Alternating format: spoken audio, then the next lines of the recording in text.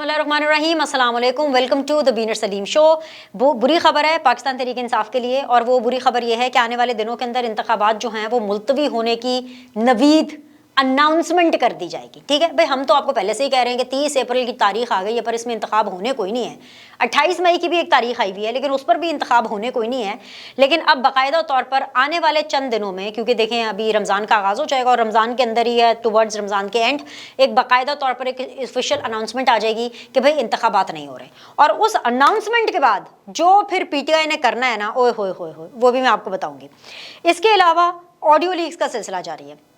ये वो audio leaks हैं जिसके अंदर आप ये कह सकते हैं कि कुछ राजों से पर्दा उठाया जा रहा है। इस सब पर मैं बात करना चाहती हूँ, लेकिन सबसे पहले अगर थोड़ी सी बात हम मरीम नवाज़ पे कर लेना तो मेरे ख्याल से वो बेहतर होगा। इसलिए क्योंकि अगर हम ये कहें कि मरीम नवाज़ छाई हुई है तो कुछ गलत नहीं होगा। और क्यों छाई हुई है मैं आपको उसकी रीज़न बताती हूँ।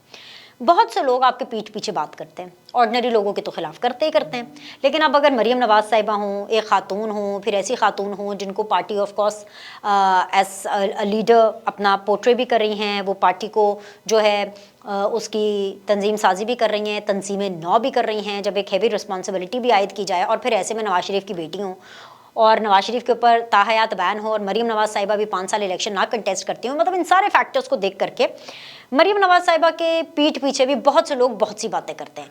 लेकिन मुझे एक साहब का पता चला, एक ऑडियो लीक हुई, उसके अंदर एक साहब तो ऑफकोर्स साकिब निसार साहब हैं जो कि साबिक चीफ जस्टिस हैं, वही साबिक चीफ जस्टिस जिनके बारे में मरीम नवाज़ साहिबा और PMLN ने अपनी एक्सटेंसिव कैंपेन में यानी गैंग ऑफ 5 में उनका नाम डाला हुआ है, और वो उनको बाबा ज़हमतें कहती हैं। और इसके ऊपर एक रिएक्शन भी आया साकिब निसार साहब का पिछले दिनों में, और साकिब निसार साहब ने कहा कि भाई ये मेरी रेपुटेशन को टार्निश करने की कोशिश है और बड़ी डिसरिस्पेक्टफुल तरीके से बात करते हैं। तो हमने भी तब नून लीग वालों को कहा कि भाई अगर PMLN ये सोचती है और अगर PMLN का ये मौक़िफ़ है कि साकिब निसार का अभी भी जुडिशरी के अंदर काफ़ी ज़्यादा असर व रसूख है, अभी भी उनकी बहुत सी बातें चलती हैं, तो भाई भला सियासी अक्लमंदी तो बनता है कि यही कहती है कि भाई आप फिर पंगा क्यों ले रहे हैं, आप फिर एक लाइन क्रॉस क्यों कर रहे हैं, किस डगर पे चल पड़े हैं। अगर आप ये मानते हैं कि Saqib Nisar is still influential, retirement के बाद भी वो इमरान खान साहब को PTI को रिलीफ देने के लिए अपना किरदार अदा कर रहे हैं, तो भाई फिर आप उनके अंदर जाके ना बज्जे, यू नो। और अगर फिर स्टैंड लेना है तो फिर स्टैंड अक्रॉस द बोर्ड और फुल फ्लैज होना चाहिए। ऐसा नहीं है कि जो शहबाज शरीफ साहब हैं और उनके अंडर जो लोग हैं या जो हुकूमत में लोग हैं वो उतने खुल के ना बोलें और सारा कुछ मरीम नवाज़ साहिबा बोलें, या कभी मरीम नवाज़ साहिबा एक आधे को माइनस कर ले, जैसे बाजवा साहब को मरीम नवाज़ साहिबा ने माइनस किया हुआ है और शहबाज शरीफ साहब ने तो पूरी एस्टैब्लिशमेंट को ही माइनस किया हुआ है। उनके लिए तो बाजवा है, सब एक जैसे, सब एक है, सब एक हैं इस परचम के साए तले, हम एक हैं, हम एक हैं और हम नेक हैं, ये शहबाज शरीफ साहब का स्लोगन है। अच्छा, तो मरीम नवाज़ साहिबा पे वापस आएँ, उनके साथ जो बात कर रहे हैं ना, ये साकिब निसार साहब के साथ जो अभी ऑडियो लीक हुई है, उसके अंदर एक साहब कानूनदानी है, ख्वाजा तारिक रहीम साहब। मुझे आप यकीन जाने, कसम ले लें मुझसे, मुझे इनके बारे में कुछ नहीं पता। ये जब ऑडियो लीक आई तो तब मैंने पता किया कि भाई ये साहब कौन है जो कि इतनी इंपॉर्टेंट पर्सनालिटी के साथ बात कर रहे हैं, और जो ये साहब कौन है जो कि असल में तिल्ली लगा रहे हैं, कानूनदान तिल्ली लगा रहा है एक चीफ जस्टिस को, एक साबिका चीफ जस्टिस को, कि भाई वो जो खातून है ना जो बोलती बहुत है, आप उसको ना करारा जवाब दें। आगे से साकिब निसार से पूछ रहे हैं किसकी बात कर रहे हैं, तो वो मरीम नवाज़ का नाम नहीं लेते, लेकिन वो आगे से जवाब दे रहे वही खातून जो बोलती बहुत है। तो इसके जवाब में साकिब निसार साहब ये कहते हैं कि भाई मैं तो कहने को तो मैं कर सकता हूँ, लेकिन मुझे बड़े तारड़ साहब की बात याद आ गई। मतलब उन्होंने एक मुहावरा कोट किया कि लाइक यू नो, बहुत जब आप कहीं रास्ते पे जा रहे होते हैं तो बहुत से स्ट्रीट डॉग्स होते हैं जो आपके ऊपर बात करते हैं, so let the dogs bark, जैसे कि एक अंग्रेजी का एक ईडियम जाता है। उन्होंने ये बात उर्दू में की, मैंने ज़रा थोड़ी अंग्रेजी में की ताकि आपको अच्छी लगे ना, ज़रा एक इंग्लिश टच भी आ जाए मेरे व्लॉग के अंदर। हम आप कितना इस्लामी टच देंगे, कितना पाकिस्तानी टच देंगे, कभी कभी इंग्लिश टच भी होता है अच्छा, शायद आपको अच्छा लगे ये इंग्लिश टच भी थोड़ा। So let the dogs bark, that's what he wants to say. अच्छा, अब हैवन सेड दैट, ये जो ऑडियो लीक आई, ये वाली जो ऑडियो लीक है ना, इससे पहले जो साकिब निसार साहब की वो जस्टिस शमीम वाली ऑडियो लीक हो, या जितनी भी इस बारे में बातें हो रही हों कि जी ऑडियोज़ हैं, ढेर सारा सामान है साकिब निसार साहब की ऑडियो का, बिल्कुल होगा, मुझे इसमें कोई दो राय नहीं है, मुझे इसमें रत्ती भर भी शक नहीं है। क्योंकि जाहिर सी बात है, पाकिस्तान के अंदर ये रिवायत रही है कि जिसका जो काम नहीं होता ना, उसने उसी काम के अंदर अपना हाथ डालना है, और जो असल काम होता है ना वो करना नहीं है। जैसे कि एजेंसीज का काम ये है कि वो पाकिस्तान की प्रोटेक्शन करे, लेकिन वो कॉल रिकॉर्डिंगों पे शुरू हो जाती हैं।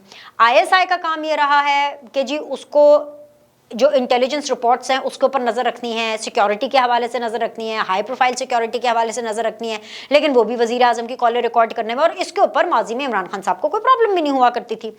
ठीक है, अब इसी तरह सियासतदानों का काम ये है कि उनको पॉलिटिक्स करनी है, लेकिन सियासतदान भी इस्टेब्लिशमेंट के कंधे पे चढ़ के सियासत कर रहे हैं। कुछ सियासतदान जो है वो अदलिया के कंधों पे चढ़ के सियासत कर रहे हैं। अदलिया का काम है कि भाई उनके सामने जो केस आता है उस केस के मेरिट्स और डीमेरिट्स के ऊपर वो फैसला करें, लेकिन अदलिया भी मतलब एक इबाम किसी सिचुएशन क्रिएट कर रही है। और इसकी सबसे बड़ी एग्जांपल ये है कि जो पिछले दिनों इमरान खान साहब के साथ और पीटीआई के साथ और जमान पार्क के अंदर जो हुआ, पुलिस ने गिरफ्तार करना है तो कैसे करना है, 500 मीटर की दूरी बनानी है, नहीं बनानी, करना क्या है, मतलब गिरफ्तार चाहिए इमरान खान, लेकिन करना कैसे है भाई, मतलब इनविजिबल पुलिस जाएगी।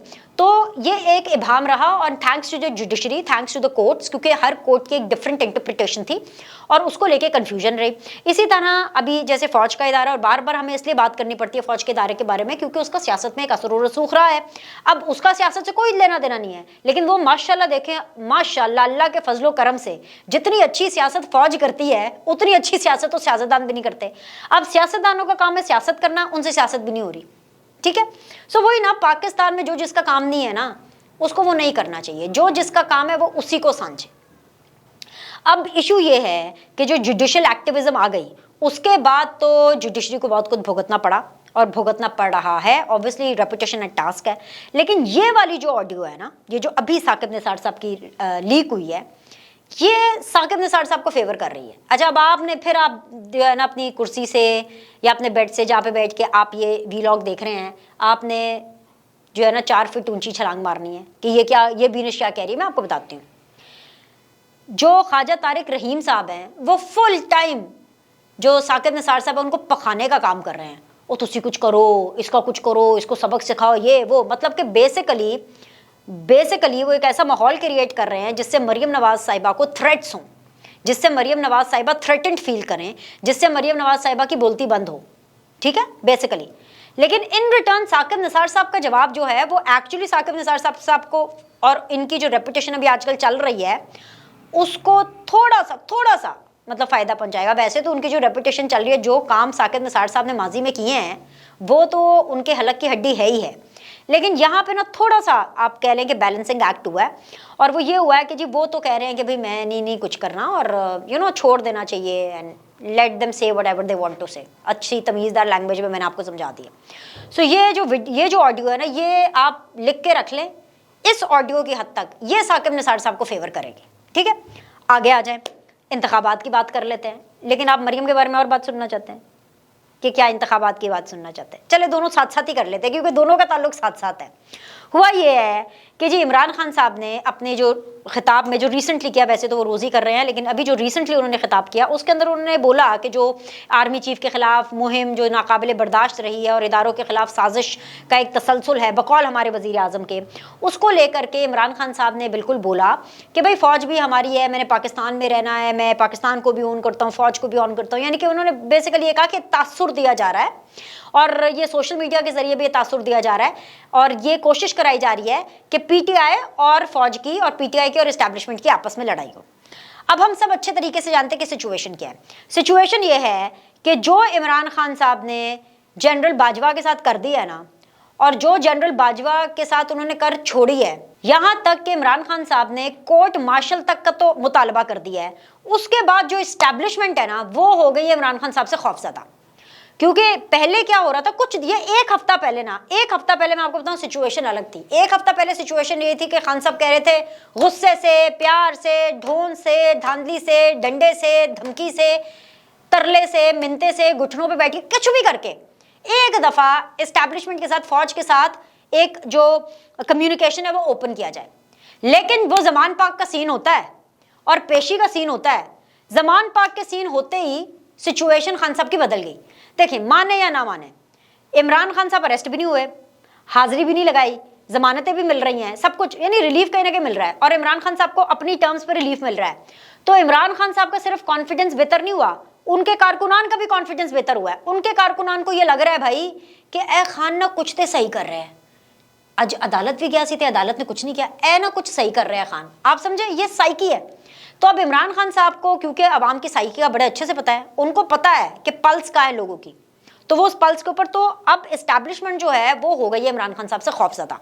तो सिचुएशन जो है पिछले एक हफ्ते के अंदर ही ना ऐसे ठक ठक करके चेंज हुई है। अब सिचुएशन बदलने के बाद इमरान खान साहब को अब लगा है कि मुझे तो थोड़ी बुर्दबारी का मुजाहरा करना चाहिए। उन्होंने कहा जी फौज भी साड़ी है, तो ऐसी कोई गल नहीं है, हम नहीं करा रहे इंटरनेशनली जो कुछ भी हो रहा है। अब उन्होंने ये बात कहनी थी, तो ऐसे कैसे हो सकता है कि मरीम नवाज उनको जवाब ना दे, है ना मजे की बात। अब मरीम नवाज का जवाब आप सुन ले, चल भी रहा है, ट्वीट किया उन्होंने जी। वो कहती हैं कि अब इस दहशतगर्द को पता चल गया है कि इसकी दहशतगर्दी पर कानून हरकत में आएगा, तो अब उकसाना याद आ गया है। रियासत पर हमला करने, दर्जनों पुलिस वालों के सर फाड़ने, पुलिस की गाड़ियां जलाने, पेट्रोल बम चलाने और जमानत पाक से तरबियत याफ्ता दहशतगर्द बरामद होने के बाद इसको अमन का भाषण याद आ गया। अब इशू ये है कि वैसे मतलब कुछ बातें तो मरियम की ठीक हैं, कुछ बातें तो मरियम की ठीक हैं, लेकिन हमें सिर्फ तस्वीर का एक रुख नहीं देखना चाहिए, हमें तस्वीर का दूसरा रुख भी देखना चाहिए। ये देखें ना, जो दहशतगर्दों वाली बात है, इससे ना मैं पहले हिस्से से एग्री करती हूँ ना दूसरे हिस्से से। इन्होंने कहा कि अब इस दहशतगर्द को पता चल गया, यानी कि इमरान खान साहब को दहशतगर्द कह रही हैं। अब ये है कि जो दहशतगर्दी के फतवे हैं ना, ये पाकिस्तान में माजी में भी लगते रहे, ये फतवे नहीं लगने चाहिए, गद्दारी के फतवे, दहशतगर्दी के फतवे नहीं लगने चाहिए। और आखिर में जो मरियम नवाज साहिबा कह रही हैं कि जी दहशतगर्द तरबियत याफ्ता जो है वो बरामद हुए हैं, ये सिर्फ और सिर्फ इमरान खान साहब की गलती नहीं है, ठीक है, ये इस हुकूमत की और पंजाब की और सिक्योरिटी इदारों की भी गलती है कि दहशतगर्द पहुंचे कैसे। इनविजिबल तो थे नहीं, मिस्टर इंडिया थे, मिस्टर पाकिस्तान थे। मिस्टर इंडिया वाली उन्होंने घड़ी पहनी हुई थी कि जो नजर नहीं आ रहे थे और अंदर घुस गए। जब घुस रहे थे तो तब क्यों नहीं उनको पकड़ा और तब क्यों नहीं उनको रोका। Haven't said that. अब जो लेवल पर लड़ाई पहुंच गई है ना कि यहाँ से बयान आएगा और ठक करके जवाब दर जवाब का सिलसिला शुरू हो गया, ये अभी सिलसिला लंबा चलने वाला है और ज़्यादा शिद्दत पकड़ने वाला है। उसकी रीज़न ये है कि इलेक्शंस मुलतवी होने के बारे में ऑफिशियल अनाउंसमेंट आ जानी है। मैं आपको मुसलसल ये बताते चली आ रही हूँ कि इलेक्शन कमीशन का काम है इलेक्शन कराना, लेकिन उसको बाकी इदारों की सपोर्ट चाहिए होती है, उसको फौज की सपोर्ट चाहिए, उसको अदलिया की सपोर्ट चाहिए, उसको फाइनेंस मिनिस्ट्री की सपोर्ट चाहिए। पैसे नहीं है भाई पाकिस्तान के पास, सीधी सी बात है। अब इशू ये है कि कोई लाखों का या हजारों का खर्चा तो होना नहीं है, ये अरबों का खर्चा है। अरबों के खर्चे के लिए, इस एक एक्सपेरिमेंट के लिए, और एक ऐसे टाइम पर जब पीडीएम को नजर आ रहा है, जब हुकूमत को नजर आ रहा है कि अवाम का जो एक सेंटिमेंट है ना इमरान खान के लिए वो बहुत ज्यादा है। मैं आपको बताऊं, ये अगर आप एक ग्राफ देखें ना पेपर के ऊपर, अप एंड डाउन, ये ग्राफ है। ये जो ग्राफ है ना, ये पाकिस्तान तहरीक इंसाफ का मुसलसल चल रहा है। मैं आपको बताती हूँ, फरवरी के अंदर वोट ऑफ नो कॉन्फिडेंस हुआ, इमरान खान साहब की हुकूमत चली गई, ठीक है, इमरान खान साहब नीचे थे, बिल्कुल नीचे, खत्म शुद्ध, समझ आ गई। उस टाइम पर अगर इलेक्शन हो जाते ना, तो उस टाइम पर नून लीग को और पीपल्स पार्टी को वोट ज्यादा पड़ते पीटीआई के मुकाबले में। लेकिन इमरान खान साहब ने एक नैरेटिव बनाया, कुछ झूठ सच, कुछ मैनिपुलेशन, जैसे तैसे करके, मैं उन बातों में नहीं जाती क्योंकि हम ये बातें बहुत ज्यादा कर ली हैं। वो जब उन्होंने एक नैरेटिव बनाया तो इमरान खान साहब का यूं ग्राफ पीक किया। पीक करने के बाद जब इमरान खान साहब को गोली लगी और गोली लगने के बाद वो घर तक महदूद हो गए और उसके बाद वो बाहर नहीं आ रहे थे, तो जितनी भी तहरीक थी, जेल भरो तहरीक हो या ये गुर्बत मकाओ, गरीब मुकाओ, जो भी महंगाई के खिलाफ जो भी उन्होंने तहरीक करनी थी, वो सारी फ्लॉप हुई और वो एकदम से नीचे आ गई, ठीक है। जब वो नीचे आ गई, फिर एकदम से ये जो पूरा मामला हुआ है ना, निगरान हुकूमत, इंजमान पाक, मैं आपको बता रही हूँ ये गेम चेंजर है। उसके बाद इमरान खान साहब की फिर ये ऊपर शूट कर गई है। अगर आप इंतखाब होंगे, फ्री एंड फेयर इलेक्शन होगा, तो पीटीआई को सिंपैथी वोट भी मिलेगा, पीटीआई को दलेरी का वोट भी मिलेगा, क्योंकि लोग, ये मैं आपको लोगों की पल्स बता रही हूँ। और इमरान खान ने ये फैसला कर लिया है कि हर एक के खिलाफ उन्होंने कार्रवाई करनी है। उन्होंने मोहसिन नकवी के खिलाफ भी जो है मुकदमा दर्ज कराना है। उन्होंने इस निगरान हुकूमत के जो बाकी किरदार हैं, जैसे आमिर मीर साहब है, उनके खिलाफ भी उन्होंने मुकदमा दर्ज कराना है। इसके अलावा उन्होंने पुलिस के ऊपर भी मुकदमा दर्ज कराना है, like it is going to be a मुकदमा and charges on the state बकौल इमरान खान साहब के, जो वो प्लान कर रहे हैं। इसके अलावा मैं आपको ये चीज़ भी बता दूं कि इमरान खान साहब ने अपनी टिकटों के लिए लिस्टें फाइनल कर ली हैं।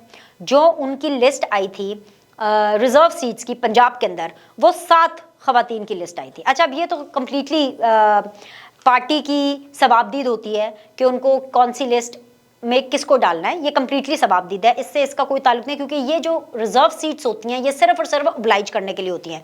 नून लीग में भी ये ओब्लाइज करने के लिए हैं, पीटीआई में भी, पीपल्स पार्टी में भी, हर जगह पे। अब नून लीग ने 44 लोगों की ये लिस्ट निकाली है लगभग, ठीक है, 40+ इनकी लिस्ट है। उस लिस्ट के अंदर अगर आप देखें तो सारे वही लोग हैं जिनको ओब्लाइज किया गया है, और अगर आप उस लिस्ट को गौर से देखेंगे तो उसमें बल्कि जो ऐसे लोग हैं जो मीडिया फेसेस हैं, या अगर आपको ज़्यादा आगे बढ़ चढ़ करके अपनी पार्टी को डिफेंड करते हुए नजर आ रहे हैं तो उनको लिस्ट में काफ़ी पीछे रखा गया है, या शायद they have not made it to the list.